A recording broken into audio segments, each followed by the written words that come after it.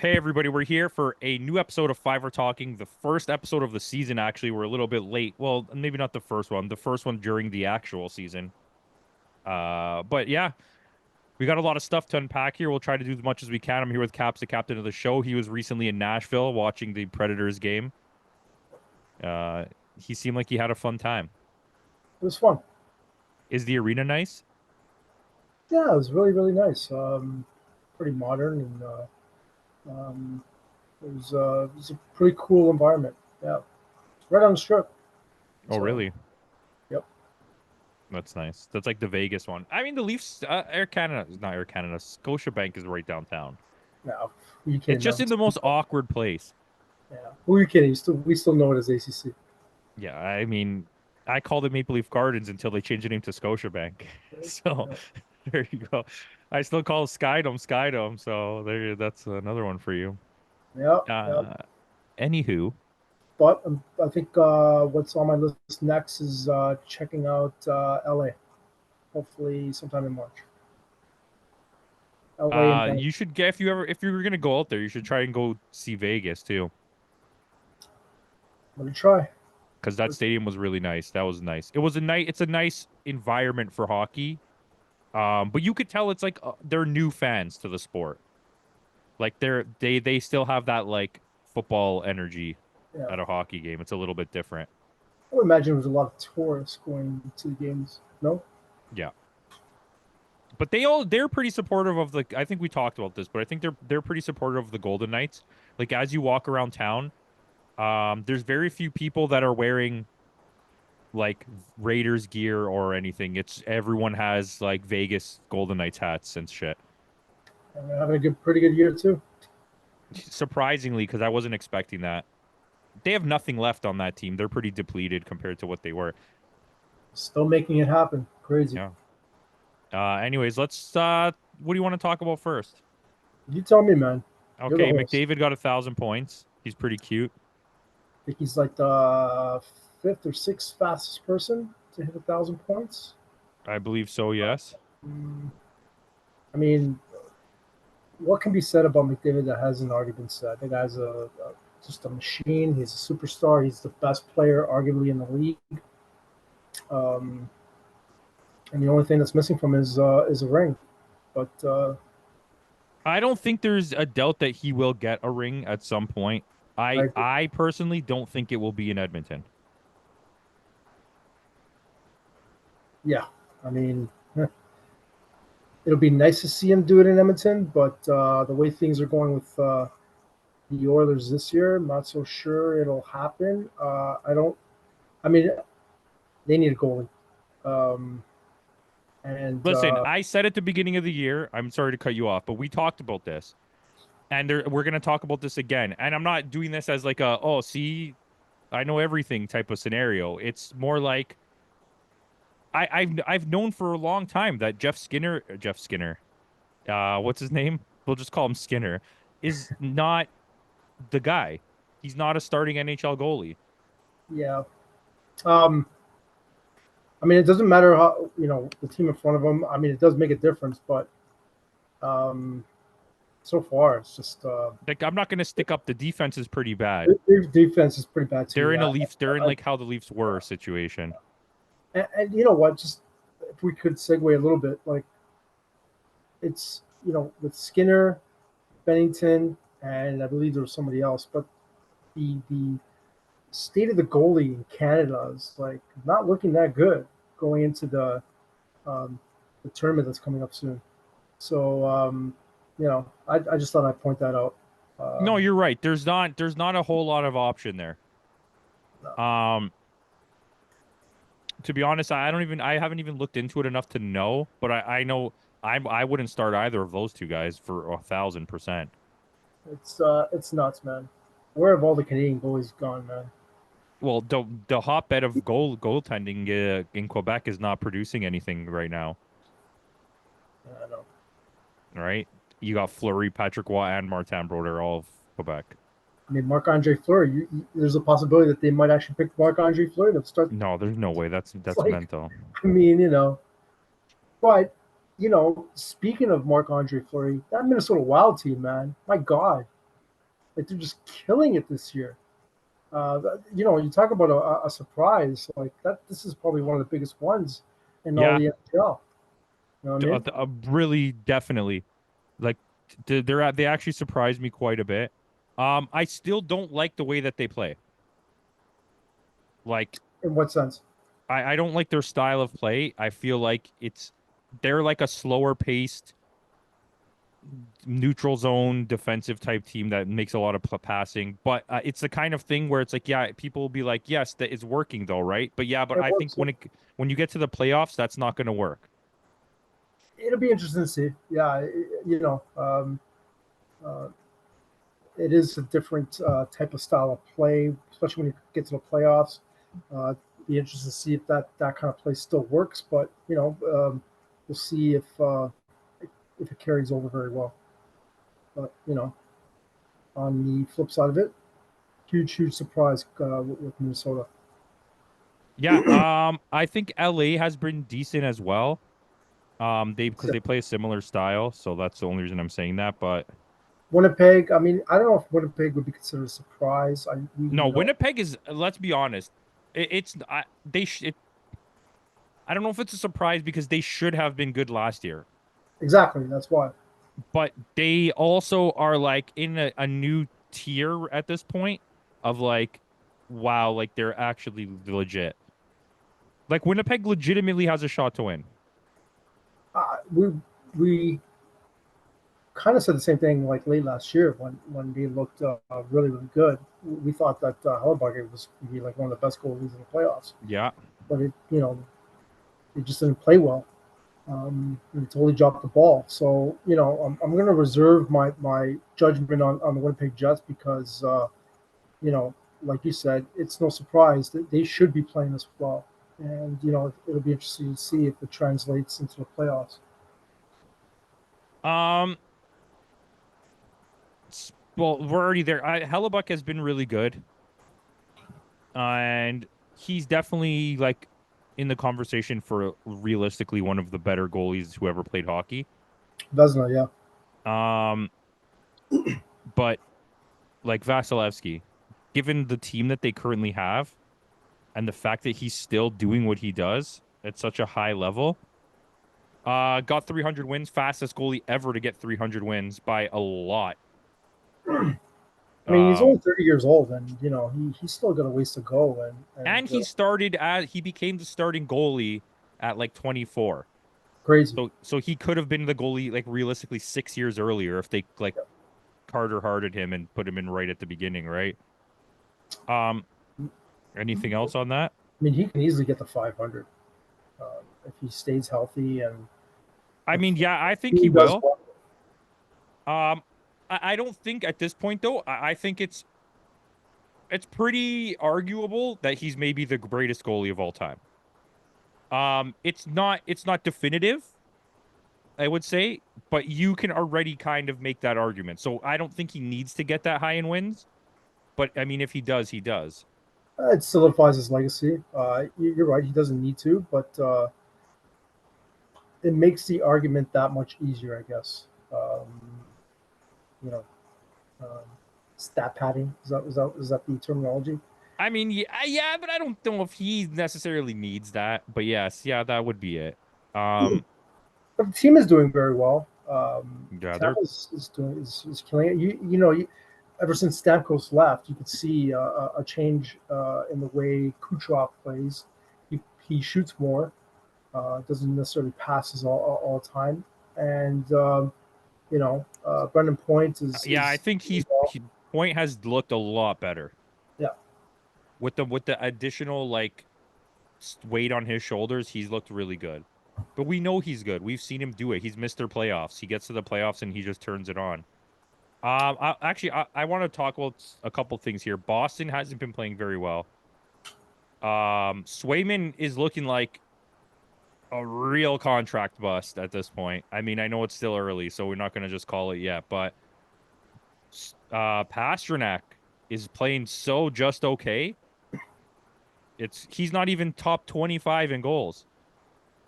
He was second place like the last 2 years.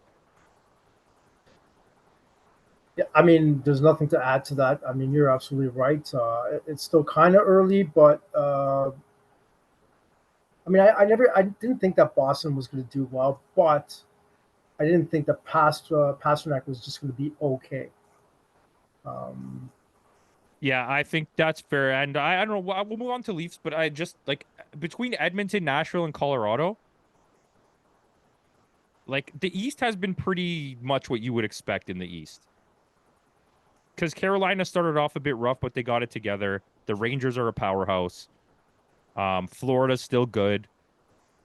yeah, the Metropolitan is kind of like um, becoming the dominant division, I guess. Uh, The um, American League East of hockey. yeah, I mean Jersey's doing well.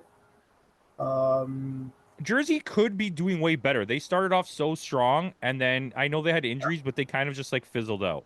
yeah, but um, I want to say one of the bigger surprises is Washington, but I think you sold me on the fact that when you look at that team, they should be doing this well. Yeah, they okay. So I forgot the name, but their goalie last year was already pretty decent, and then they loaded up on two-way players.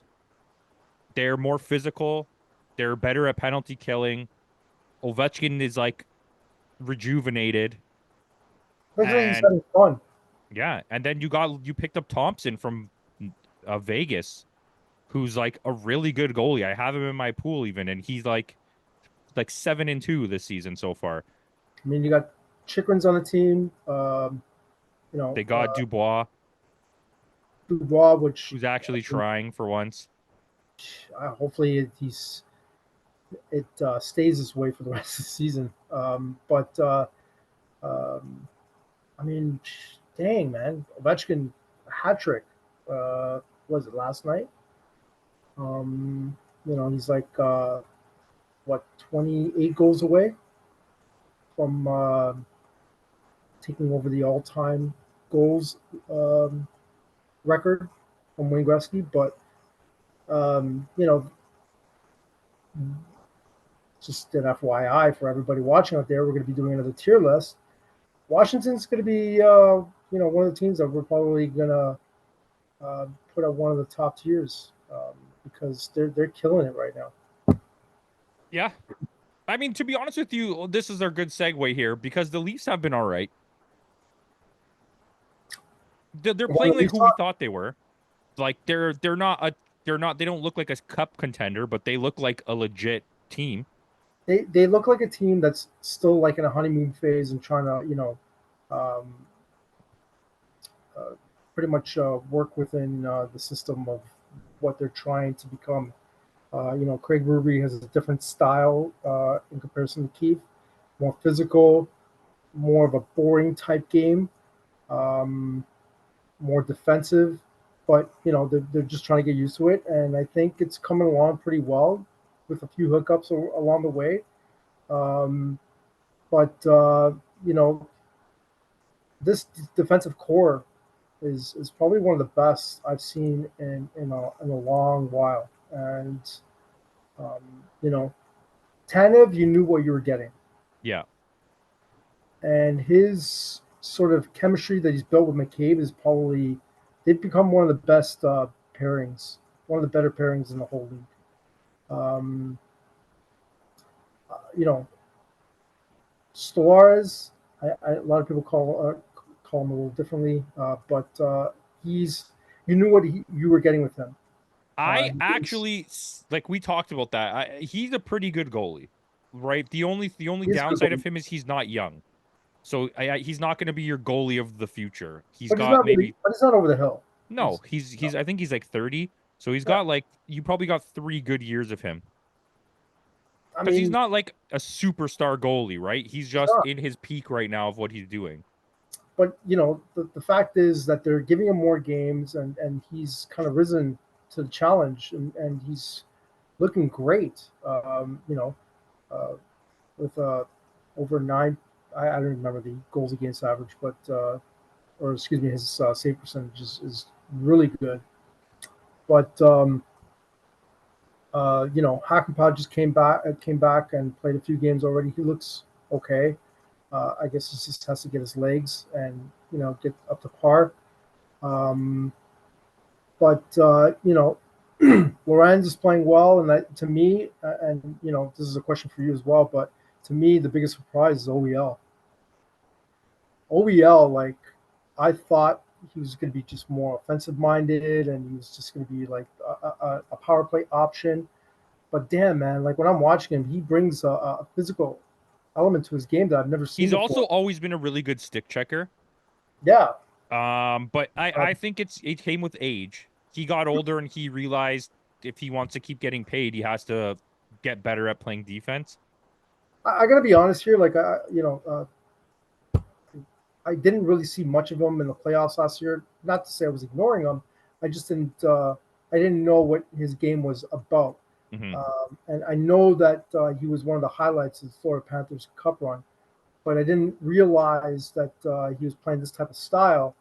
And bringing it over to the Leafs has been an awesome thing. And I really like the way he plays. Yeah. It's really He's very good, at least this year. Um, I think the Leafs have the best defensive team they've had in a long time. And I still think this is, I mean, I wouldn't have said this before, but I already, my feelings on him. But like Morgan Riley is the worst defenseman on our team, like at playing defense. I mean, when you have to take Tanev off and pair him up with someone else, I mean, that's His I'm turnover hoping rate, and I never really paid attention to this, but like we watched the game on Saturday, and for the whole game, Jeremy's like, just watch Riley. he was with Tanev in the beginning of the year, then he went with OEL, and now he's with Hakanpää. I mean, I'm just saying it's like, Because he's a liability. He's always out of position. yeah. Um, And he always I passes the will say puck this. right to the other team. I will say this. He does not dump the puck as much as he used to. Well, I think because the coach told him, like, you got to better I start paying know, attention, buddy.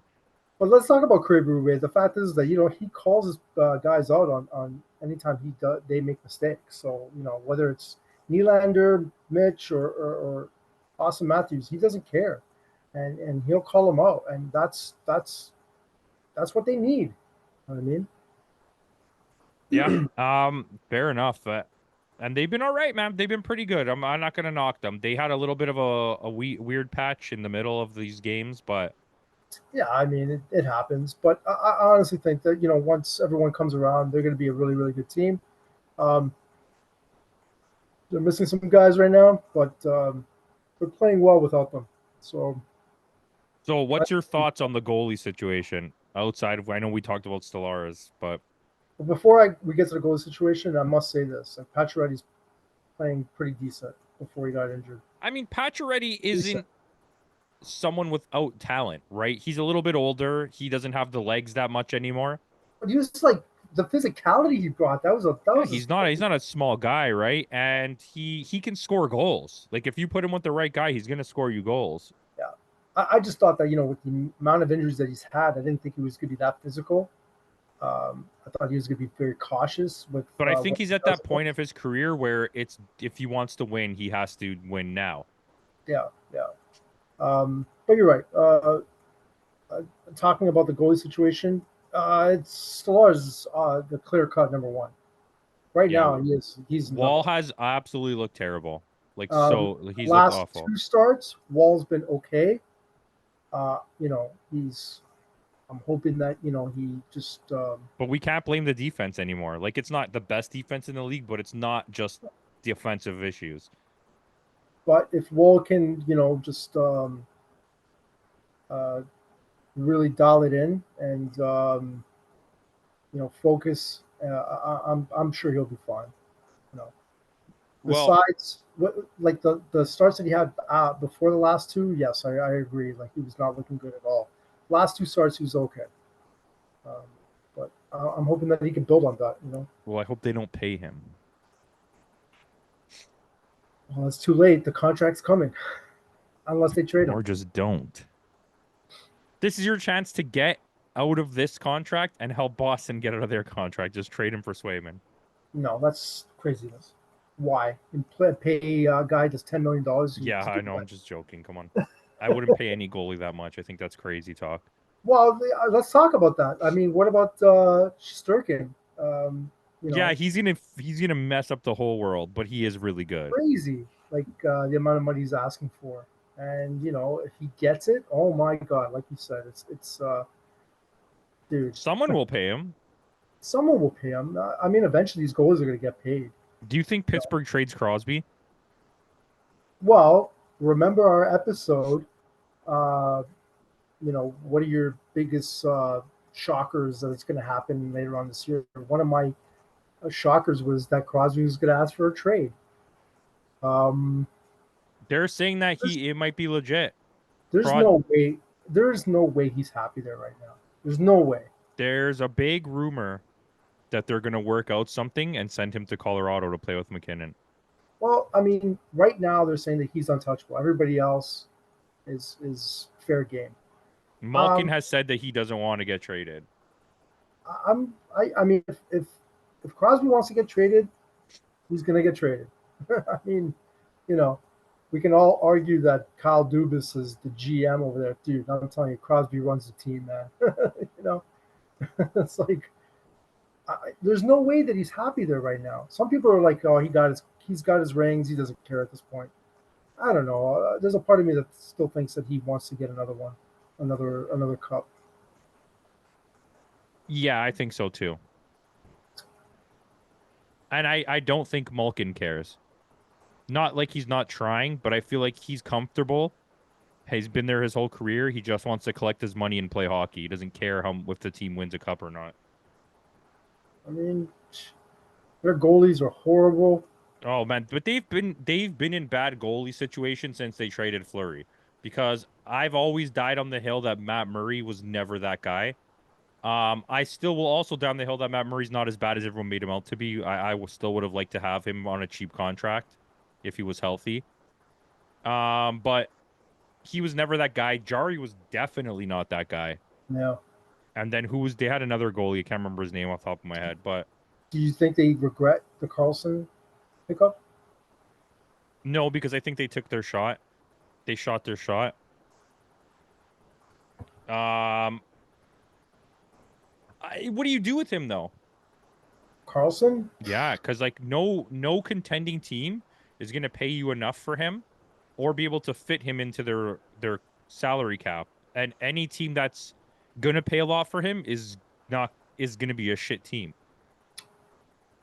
I just think it'll be a risk taking him on. I don't know, man. Like, besides that 1 year with the Ottawa Senators, he's never really gone on a deep run with any sort of team, except Ottawa that 1 year, and that was it. But those that 3 year span in Ottawa, he was the best defenseman in the league. And I think like the first year he was in San Jose, maybe. Fair. But and he was pretty good in that last season when he was on San Jose. Yeah, you're right. But I don't know. I mean, the cap goes up next year. Supposedly it's going up $4 million. There was an article that came out the other day. There's a chance that it might actually go up an additional $3 million. The $7 million? Yep. But we won't know until later on this year. But for sure, it's going up $4 million. But that would help out a lot of teams that are cap strapped right now. And I think it's right. It's only right. Like, I understand the reasoning behind it. It's trying to make it fair, and like it's trying to keep costs down, and like all of this. But for the way that the sport is now, the people need to get paid. Like, they're risking their life every day that they play hockey, and they're gonna get paid eventually. Isn't it crazy to you that like that great players were making like $7 million a season? 8.7. Yeah, like what the fuck? I So mean, in fairness, Nathan McKinnon is like the GOAT for taking the contract he did. He is. I would dare say McDavid's probably the same thing. Like he could have commanded a lot more. and he took a bit of a pay cut just so that they can sign Draisaitl. That was. But in his like where a guy like Leon Draisaitl, I guess maybe if you utilize your leverage in like Germany, but a guy like Draisaitl's gonna be on Subway commercials in Edmonton or the local donut shop, right? McDavid has like is like the face of some hockey brand and like the face of a car brand, you know, like so he's like he doesn't need that money essentially as much. Like where a I agree. Crosby and him are like big time faces of the whole brand of hockey. So there's I a agree. difference, right? There's a Draisaitl's like, well, commercial. I do the Subway commercial. Well, he's in another commercial too, like him, Mitch Marner, I think Chris Pronger, and like commercial. I can't remember what it was for, but yeah, he does have his fair share of commercials. He has those one-liners that are pretty bomb, man. He's the best. Anyways, But yeah, McDavid's one of the greats at this point. I think the same argument you would make for Vasilevsky is the same argument you would make with McDavid. That you could argue 100%, that he's one of the greats. He's a still not hundred the best percent, player of all time, and people need to chill out. But 100%.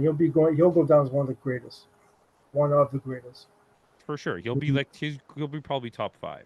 He sets the standards for point production, and in this generation, it's like he's he's achieving numbers that unheard of. Um, and he's still young enough to really Oh, for achieve it. sure. And there, to me, there's only two comparables at this point. It's Kucherov and McKinnon are the only two people in a class with Connor McDavid, and they're still not as good as him. You know what? I would argue Makar. Makar is like, Yeah, okay, Makar is disgusting. You know what? Adam Fox is also really good. If yeah, we're talking, there you go. That's your starting lineup, and Vasilevsky in net. yeah, no, man, it's just it's great to see. I mean, Bedard, he's still up and coming. We'll see what he Bedard, does. Macklin, Celebrini looks really good too. Dude, man, got some really good players coming up, and these players, once those contracts are up, they're going to be asking for some big money too, man. Oh, And buddy, Makar is gonna get when they have whatever. I did he just sign one? I think he just signed one, but he's gonna and be the defenseman of this generation. let's face facts. At some point, and everybody can chill out now, because at some point these guys are going to get paid. These guys are some of these, and you're going to have players on one team, 3 or 4 players on one team making over $10 million a year, winning cups. So this whole argument of not being able to win a cup with 3 people making over $10 million is going to be stupid, and not. But It's the not cap has to go in, up for that in to 5 years. happen. In Yeah, the climate of now, that can't happen. I mean, it's going to happen eventually, but yeah. Fair enough. Okay, I don't have anything else. Do you have anything else? It's good to see you again, man. Oh yeah. Okay, guys. Thank you for watching. Let us know what you think in the comments below, and also look out for the tier list coming soon. Peace out.